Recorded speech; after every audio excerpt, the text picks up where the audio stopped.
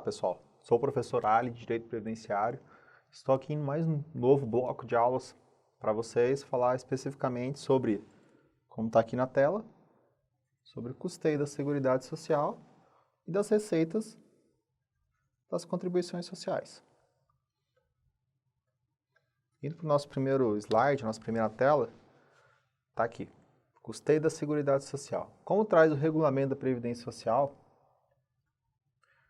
em seu artigo 194, a Seguridade Social é financiada por toda a sociedade de forma direta, que seria através das contribuições sociais, e de forma indireta, mediante recursos provenientes dos orçamentos da União, dos Estados, do DF, dos municípios e de contribuições sociais. Ah, professor, que redação esquisita. Eu sei. Porque a redação que diz o seguinte: a Seguridade é financiada por toda a sociedade de forma direta e indireta mediante recursos orçamentários. No final fala contribuições sociais, referindo ao primeiro. A redação foi totalmente invertida, mas basicamente é isso. Até melhorei para ficar mais fácil. A Seguridade ela tem como financiamento de forma indireta só as parcelas de orçamento, que é a Receita da União. E como assim parcela de orçamento? Todo ano é votada a LOA, que é a Lei Orçamentária Anual. Especificamente para a Seguridade, deve ter uma parcelinha assim. Essa parcela é dividida assim, não necessariamente em partes iguais, mas uma parte do orçamento da Seguridade vai para a Previdência, uma parte vai para a Assistência e uma parte vai para a Saúde, que são as 3 áreas de atuação da Seguridade Social. Aí esse orçamento aqui é o financiamento indireto. E por sua vez, as receitas das contribuições sociais é o financiamento direto. As contribuições sociais é o quê? É a cota patronal do empregador em relação à folha de salários. É o próprio desconto do segurado, né? Seria aquela contribuição do empregado, do trabalhador avulso, do contribuinte individual. É a contribuição para PIS e COFINS sobre o faturamento da empresa. Ou então a contribuição social sobre o lucro líquido, enfim. Tudo isso aqui, essas contribuições, elas são definidas como financiamento direto da Seguridade Social. Isso aqui tem que ficar bem claro para os senhores. Avançando, as contribuições sociais, de forma geral, incidem sobre as seguintes bases. Isso aqui está na legislação, está na Constituição, enfim. Onde incide a contribuição social? Ela incide, no caso das empresas, sobre folha de salário de seus funcionários. Empregado, contribuinte individual, avulso. Isso aqui nada mais é do que a cota patronal. É isso que eu estou falando. Ainda nas empresas, incide a contribuição social sobre o faturamento e sobre o lucro, que são entidades diferentes. O faturamento incide a contribuição para a PIS e a contribuição para financiamento da Seguridade, que é a COFINS. E sobre o lucro, incide a contribuição social sobre o lucro líquido. Outra base também, trabalhadores. Aqui é o desconto segurado, né? Aquele valor que é descontado contra o cheque dele. Associações desportivas também contribuem. A produção rural, né? Produtor rural, pessoa física. Produtor rural, pessoa jurídica. Segurado especial, etc. E concurso e prognóstico, que apesar desse nome feio, nada mais é que são os jogos de azar, as loterias, enfim. Então, tudo isso aqui são atividades que exercem contribuição social. Você viu que são várias bases, né? Isso aqui nada mais é do que uma aplicação da lei seguindo o princípio constitucional da diversidade da base de financiamento, que é aquele que diz que as bases de financiamento da Seguridade têm que ser a mais diversa possível.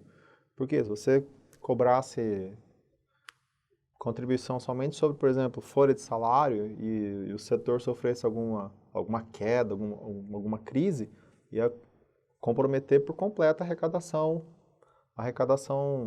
dessa contribuição. Então, tenta diversificar ao máximo. Empresa, folha de salário, faturamento, lucro, o empregado doméstico, o trabalhador, enfim, tenta diversificar o máximo possível para não sofrer com crises. Para quê? Para nunca deixar a arrecadação cair e, por consequência, também não afetar a Seguridade Social, que seria assistência, saúde e previdência do país. Então, por isso que isso aqui é muito importante. Aí tem um caso aqui bem sui generis embaixo, que está aqui, né? Que eu acho bem interessante isso aqui, está na lei também. Caso as receitas da União, que é o orçamento, né? E das contribuições não forem suficientes para cobrir todas as despesas da Seguridade, cabe à própria União cobrir essas eventuais insuficiências financeiras. Ou seja, se mesmo com todo o valor que está presente no orçamento, na LOA, mesmo todo o valor que é arrecadado das contribuições sociais, que a Receita Federal do Brasil fiscaliza, arrecada, os auditores fazem esse serviço, não fosse suficiente, vai caber à própria União cobrir esse rombo. Então a União faz às vezes de fiador. Isso mesmo, fiador. Ah, aquele mesmo fiador do contrato? Sim, exatamente. Aquele mesmo pobre coitado que assume a conta caso você não pague. Então, exatamente, a União tem esse papel. Isso aqui é muito importante. Dando continuidade, agora a gente vai entrar nas contribuições em espécie. Primeiro eu vou falar da contribuição do empregado doméstico, do trabalhador avulso. Para esses três cidadãos aqui, a alíquota ela varia em função do salário de contribuição. Ou seja, o cara tem um salário mais baixo, a alíquota é menor, se o cara tem um salário mais alto, a alíquota é maior. Justo, acho justo isso. O salário de contribuição, esse aqui não é o momento, o salário de contribuição, em regra, ele é o próprio salário do indivíduo. É a própria remuneração. O salário de contribuição nada mais é do que base de cálculo.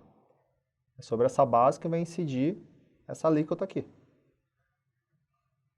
Por enquanto, neste momento, já é um conhecimento mais que suficiente. Aí, no caso, como é que é feita essa variação? Funciona assim. Existe uma tabela que ela é publicada anualmente que define qual que é o teto do RGPS. Como eu disse, ele é atualizado anualmente por uma portaria do Ministério da Previdência Social e Ministério da Fazenda, uma portaria conjunta. Poxa, professor, qual que é esse valor? Enfim, é um valor que muda todo ano, não precisa decorar, nunca caiu em prova, não vai começar a cair agora. Basta você olhar aí no teu curso em PDF, olhar aí no teu curso impresso ou no tablet, enfim, o pessoal mais moderno agora usa o tablet, tá lá o valor certinho. E como é que é dividida essa tabela de alíquota em função desse valor? Funciona mais ou menos assim. Até 30% do valor do teto, a alíquota é 8%. De 30% a 50%, a alíquota é 9%. E de 50% a 100% do teto é 11%. Foi aquilo que eu falei, né? Conforme o salário vai aumentando a alíquota. 8, 9 e 11. Eu peguei 3 exemplos aqui aleatórios para explicar para vocês. Vamos pegar o Marcelo, por exemplo. Marcelo trabalha em construção civil, é pedreiro. Beleza. Ou mestre, ou contramestre, enfim. O cara tem um salário de R$900. Então, R$900, você olha naquela tabelinha que é atualizada anualmente, aí você vê que ela está na primeira faixa. Então, tá bom. R$900, então, aplica-se 8%. 900 vezes 8. Isso aqui é o valor que é o desconto do segurado. Isso aqui que é o valor que ele tem que pagar para a Previdência, né? Esse valor vai ser descontado do contra-cheque dele. Já o William trabalha no setor industrial, por exemplo, tem um salário um pouco maior, ganha R$2.000 por mês. Aí ele já cai na segunda faixa de 9%. Então é 2.000 vezes 9%. Ele vai ter um desconto de R$220, né? Vai ser abatido no contra-cheque dele. E por fim temos o Guilherme, que é engenheiro, bem-sucedido, ganha 15.000 por mês. Ah, ele caiu na última faixa, professor. Vai ser 15.000 vezes 11%? Não. Aqui está um detalhe muito interessante. O teto do RGPS, como o próprio nome já diz, é teto. Ou seja, se o cara ganha em cima do teto, não importa. Vamos supor, por exemplo, vamos supor que está 5.000 o teto. Só uma suposição. Aí o Guilherme ganha 15. Então, qual que vai ser a contribuição dele? Vai ser o teto, 5.000 vezes 11%. Esse vai ser o valor devido para ele. Poxa, professor, o cara ganha 15 e o teto num determinado ano está 5.000. O cara vai perder 10.000 quando se aposentar, vai cair 10.000 o salário dele? Vai, se não cair mais. Essa que é a verdade, porque a tendência do salário do cara é aumentar durante a vida. E aumentar mais que o teto do RGPS. Então vai chegar um momento que ele vai perder muito dinheiro. Puxa, coitado do Guilherme, o que ele tem que fazer? As pessoas que ganham acima do teto do RGPS, elas fazem o quê? Elas procuram um banco. Não vou ficar citando o nome de banco, mas qualquer banco faz isso. Procura um produto chamado Previdência Privada ou Previdência Complementar, que é um valor que você paga à parte para quando se aposentar você ter uma renda extra acima do teto do RGPS para deixar a tua aposentadoria, né, na velhice, quando a gente mais precisa de dinheiro, né, para remédio, enfim, essas coisas, para ficar um valor mais próximo do que você ganhava na ativa. Porque se realmente se você trabalhar na iniciativa privada ganhando muito acima do teto, quando você aposentar, vai se aposentar com teto. Vai dar uma queda muito brusca no teu padrão de vida. Então, por isso que essas pessoas ganham salário um pouco mais elevados, como é o caso do nosso amigo Guilherme, elas devem procurar a previdência privada ou previdência complementar, para não correr esse risco. Mas, para efeitos de direito previdenciário, é importante é isso. Nenhum desconto vai passar do teto.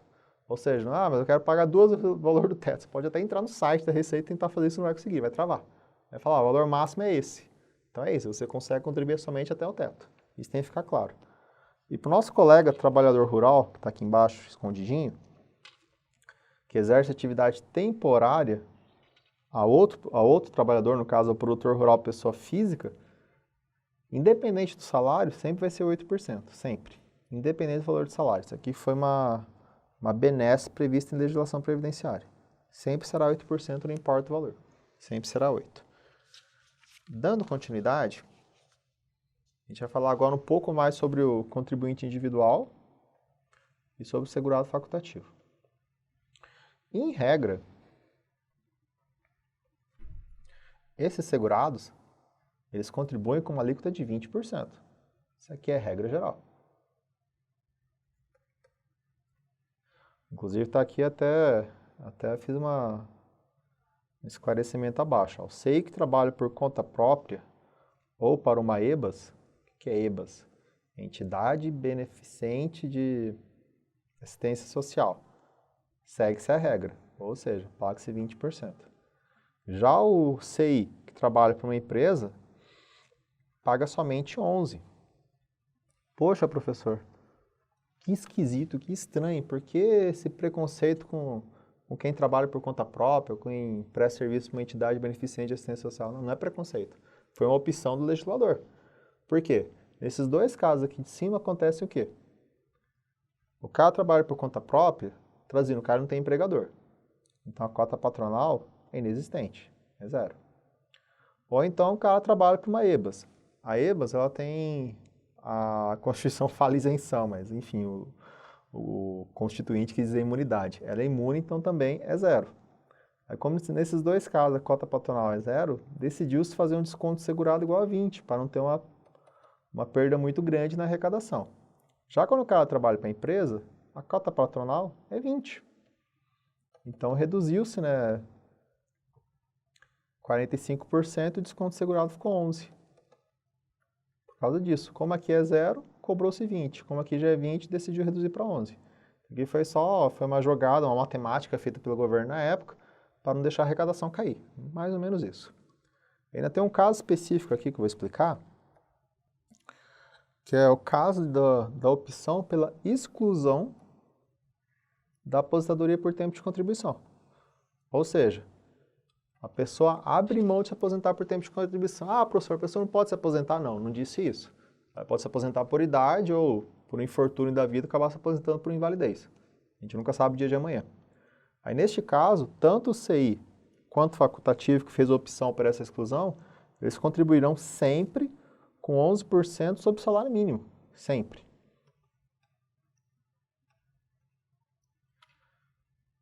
E, por sua vez, o MEI. Quem que é o MEI? O MEI é o microempreendedor individual, que é um CI também. E o facultativo, que trabalha no âmbito doméstico da sua residência e que seja baixa renda, que também abrir mão, abrir mão da aposentadoria por tempo de contribuição também. Ele tem direito a contribuir com a alíquota de 5% também sobre o salário mínimo, sempre. Você observou, né, que a legislação fez o seguinte, ela reduziu. tanto a base, deixou a base de cálculo sempre, o salário de contribuição como salário mínimo e reduziu os valores para 11% para 5% para quem abrisse mão da aposentadoria por tempo de contribuição. Isso aqui nada mais é do que uma aplicação tá aqui embaixo, do Sistema Especial de Inclusão Previdenciária, que está previsto na Constituição. Isso aqui, essa facilitação aqui, essa facilidade que o governo criou, é para quê? Para abarcar a maior quantidade de pessoas possíveis. Porque as pessoas que têm a renda mais baixa acabam não contribuindo por quê? Por exemplo, um CI que trabalha por salário mínimo, 20% é muita coisa para o cara. Aí contribuindo com 11, o cara já, opa, eu vou regularizar minha situação e vou ser segurado da Previdência, né? Caso aconteça alguma coisa, tem direito aos mesmos benefícios. É a mesma coisa com quem trabalha no âmbito residencial e a baixa renda, né? Puxa, contribuir com 20% é muita coisa, mas 5% já não é. O cara, tipo assim, isso aqui foi uma estratégia do governo para abarcar quem estava na informalidade. E pela quantidade de pessoas que têm aderido a essas novas alíquotas aí, eu acho que foi um sucesso. Provavelmente foi uma decisão muito acertada por parte do governo. Continuando, eu vou entrar agora no produtor rural, pessoa física, e no segurado especial, que é o cara que trabalha no setor rural, né? Para esse cara aqui, não existe a figura do salário de contribuição. Ele contribui sobre o quê? Ele contribui com 2,1% sobre a RBC, que é Receita Bruta de Comercialização. Não importa o que ele produz. Produz leite, cara produz milho, produz soja, sei lá, o cara produz alguma coisa. Em cima da receita bruta do que ele comercializa, recolhe-se 2,1%.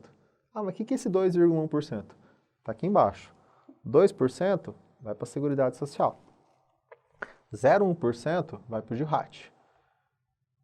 Tem mais uma parcela ainda que eu não cito aqui porque eu não caio em prova, mas só por curiosidade, não precisa decorar. Tem mais 0,2% que é de Senar. Senar é um Senac, só que voltado para a atividade rural. Aí esse 2,1 mais 0,2 é 2,3. Aí tipo, se tem algum conhecido que é fazendeiro ou que trabalha em sítio, eles vão falar, eu paguei esse mês 2,3 de fundo rural. Tipo, eles chamam de fundo rural, não é fundo rural. Mas como é uma coisa que já vem desde a década de 70, ficou encarnada na cultura do pessoal do campo, que é fundo rural, mas não é. Eles falam fundo rural por costume. Na verdade, eles estão falando da contribuição social. É mais ou menos isso. RBC, eu só coloquei aqui, né, que é Receita Bruta de Comercialização. Aí o GIRAT, que eu coloquei aqui em cima, é o quê? É grau de incidência de incapacidade laborativa decorrente do risco do ambiente do trabalho.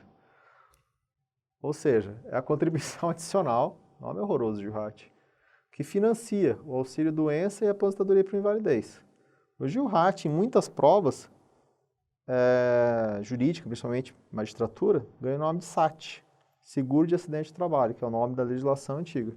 Então, essa contribuição para o GIRAT já serve para quê? Para financiar o auxílio-doença e aposentadoria por invalidez. É um plus a mais que paga-se para financiar esses benefícios. E a Receita Bruta de Comercialização, dos produtos processados, beneficiados, industrializados, papapá, é um conceito que abarca praticamente todos os produtos oriundos do campo. Ou seja, se o cara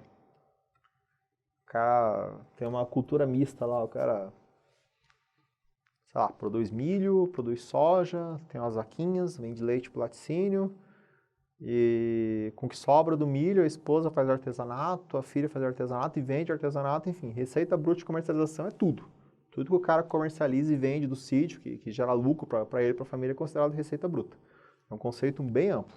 Isso tem que ficar bem claro para vocês. Avançando um pouco ainda sobre o produtor rural, pessoa física e segurado especial, eu vou falar sobre a figura da subrogação. É um nome bem esquisito, é um termo jurídico, mas é basicamente o seguinte. Existe a subrogação da contribuição social pelo comprador nos seguintes casos, quando o comprador for empresa, cooperativa ou pessoa física que irá revender no varejo para o consumidor final. Ah, como assim, professor, que a contribuição se subroga no comprador? Subrogar é o quê? O comprador subroga-se, ou seja, ele tem a responsabilidade... Tá feia a minha letra, hein? Tem a responsabilidade de recolher a contribuição social devida pelo vendedor, que no caso vai ser o produtor rural pessoa física ou o segurado especial. Vou fazer um esqueminha aqui do lado para ficar bem claro. Como é que acontece isso? Vamos supor que o comprador seja uma empresa. Comprador. Aí nesse caso, ele subroga-se, ou seja, ele tem a responsabilidade de recolher os 2,1. Então ele faz o quê? Ele pega 2,1% da receita bruta de comercialização e manda para a Receita Federal, direto. E paga só o valor líquido para o produtor rural pessoa física. Ou seja, 100 menos 2,1, 97,9. Isso aqui é o que ocorre. Isso aqui é subrogação. Essa contribuição não é do comprador, essa contribuição é do vendedor. Mas quando vende-se para a empresa, cooperativa, ou pessoa que vai vender para o varejo, no consumo final, acontece isso. Quem compra tem essa subrogação, de pegar 2,1% e passar direto para a receita. Isso aqui é um caso. Aí, o segundo caso, o recolhimento é feito diretamente pelo produtor rural pessoa física ou segurado especial, quando é vendido para o exterior, diretamente no varejo ou para outro produtor rural pessoa física ou segurado especial. Aí nesse caso aqui já é diferente, né? Porque está aqui, né, sei lá, o segurado especial vendendo e tem outro segurado especial comprando. Nesse caso não tem a subrogação.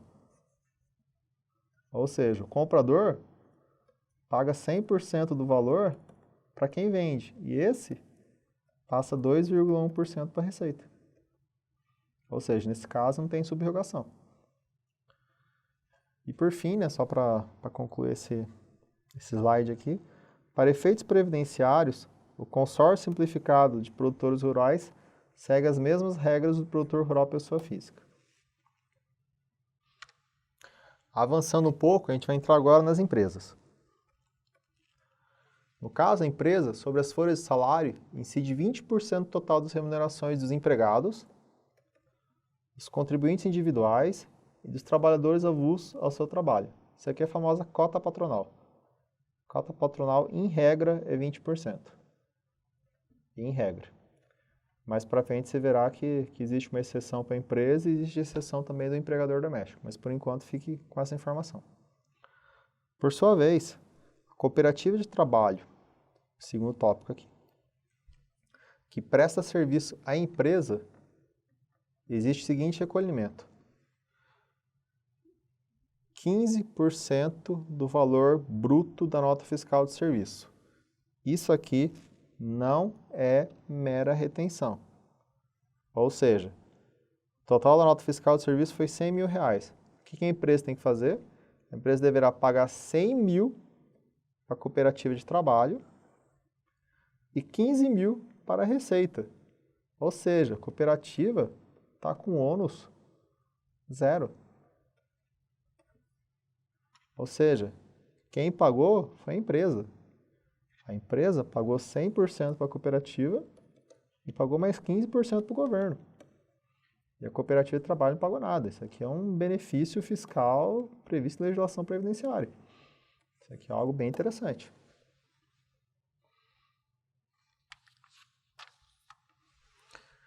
Ainda quanto à empresa, agora eu vou falar um pouco do produtor rural, pessoa jurídica, PRPJ, da agroindústria e da cooperativa de produção rural, que são todos equiparados. Essa turma aqui, que é pessoa jurídica, né, que é mais ou menos uma empresa, eles recolhem para a Seguridade Social 2,6 sobre a receita bruta de comercialização, da seguinte maneira: 2,5 para a Seguridade Social. Lembra que produtor rural pessoa física era 2. E 0,1 para o GILRAT também.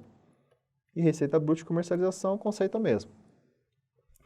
E por sua vez, não existe subrogação na venda de produtor rural pessoa jurídica.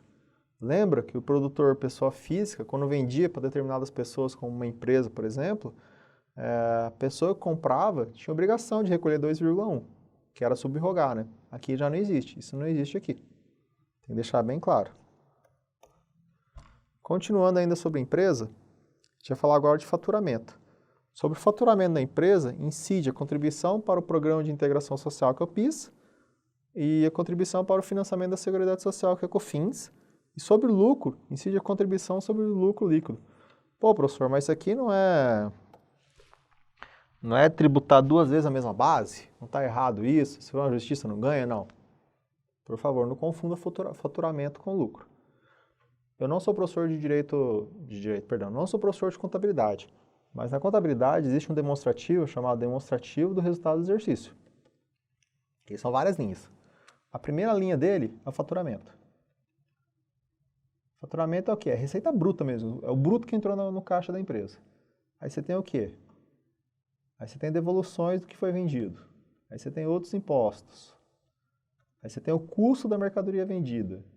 Aí tem despesa administrativa. Tem despesa financeira com bancos e não sei o quê. Aí tem mais um monte de coisa no caminho. Aí lá no final, você chega no famoso lucro líquido. Então, o lucro líquido é um valor muito menor que o faturamento. São coisas completamente diferentes. O lucro líquido é o faturamento depois de todas essas deduções. Então, aqui, no topo da DRE, incide PIS e COFINS. Aqui, na parte baixa da DRE, no lucro líquido, existe contribuição social sobre o lucro líquido. Observe que são conceitos contábeis completamente distintos. Não pode haver confusão desses conceitos. Principalmente em prova ou então uma eventual prova discursiva, né? Por favor, não confunda os conceitos contábeis. Eu sei que contabilidade não é nossa disciplina, mas enfim, ter uma noção básica ajuda bastante no entendimento. Lembra lá atrás que eu falei que a cota patronal em regra era 20? Eu falei que nem sempre seria. As instituições financeiras, no caso aqui no slide, instituição financeira nada mais que são os bancos, elas acabam tendo um adicional sobre a folha de pagamento. Por quê? Porque é notório, é de conhecimento notório e público de todo mundo que o setor mais lucrativo da economia nacional, da economia pátria, com certeza são os bancos. Os bancos, assim, têm lucros enormes, enfim. Isso já vem desde a época do Império. O banco sempre foi o melhor negócio que existiu no Brasil. Sendo assim, está aqui a diferenciação prevista em lei, né? Para a folha de salário de banco, adota-se uma cota patronal de 22,5% sobre o total da remuneração devida aos empregados, aos contribuintes individuais e trabalhadores avulsos. Ou seja, ao invés de pagar os 20% como as empresas em geral, eles pagam 22,5%, que é o 20% mais um adicional de 2,5% previsto na legislação. Isso aqui é devido aos grandes lucros que eles oferem, né? E convenhamos, né? É muito justo, né? Levando em consideração a natureza do banco e os seus lucros. Bem, pessoal, como a gente já caminhou bastante nessa parte da matéria, vou dar uma pausa nesse vídeo e a gente continua de onde a gente parou desse slide, tá ok? Muito obrigado pela atenção, bons estudos, até mais.